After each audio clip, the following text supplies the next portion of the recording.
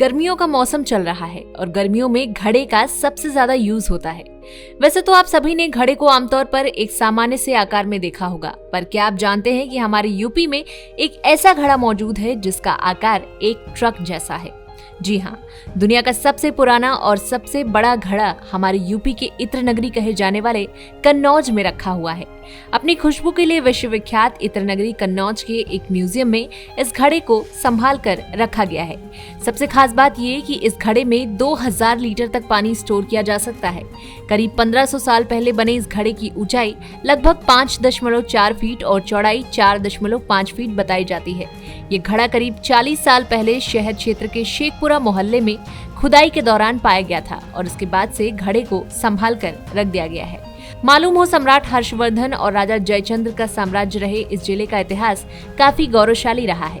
1ली से 3री सदी तक यहाँ कुषाण वंश का राज था और इस घड़े को उसी समय का माना जाता है।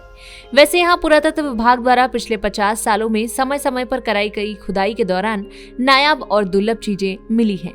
चीजें भी ऐसी जिनको देखकर लोगों को भी अपनी आंखों पर विश्वास ना हो, फिर वो चाहे टेराकोटा की मूर्तियां हो या 1000 वर्ष से भी ज्यादा पुरानी मुद्राएं, भगवान शिव की कई अलग अलग मुद्राओं की प्राचीन मूर्तियां हो या फिर अलग अलग सदी के शिलालेख और ना जाने कितनी ही मूर्तियां, बर्तन और तरह तरह के पत्थर भी इस धरती से निकलते रहते हैं। जिले के म्यूजियम में हिंदू, जैन और बौद्ध धर्म से जुड़ी कई विरासत सहेज कर रखी गई है। सभी की उम्र का आकलन कार्बन डेटिंग और थर्मोल्यूमिनेसेंस पद्धति से किया जा चुका है।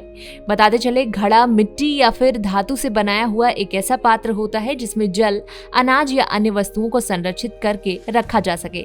इतिहास में घड़े के प्रादुर्भाव का सभ्यता से सीधा संबंध माना जाता है।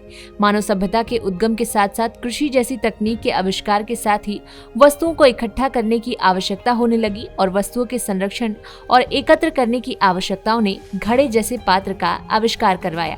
घड़े के आकार, प्रकार व निर्मित वस्तुओं से मनुष्य की सभ्यताओं और पर्यावास के बारे में अध्ययन करना सरल हुआ। घड़ा सामाजिक जीवन का प्रतीक और सभ्यताओं में सामुदायिकता व अन्य जल के संरक्षण की कला का प्रतीक भी है। घड़ा जो भरने और रखने की वस्तु के रूप में प्रयोग होता था का संदर्भ संचित कर्मों अर्थात भाग्य के रूप में लिया जाने लगा और पाप पुण्य जैसे मानवीय कर्मों की मात्रा का मापन करने के लिए भी घड़े का प्रयोग होने लगा, जैसे पाप का घड़ा भर जाना। मानव समाज में विशेषता भारतीय संस्कृति में जन्म से लेकर मृत्यु तक सारे संस्कारों में मिट्टी के घड़े का प्रयोग किया जाता है। तो बस आज की वीडियो में इतना ही। इस वीडियो में दी गई जानकारी आपको कैसी लगी कमेंट सेक्शन में लिखकर बताना बिल्कुल ना भूलें। देखते रहें और करते रहें बातें यूपी की।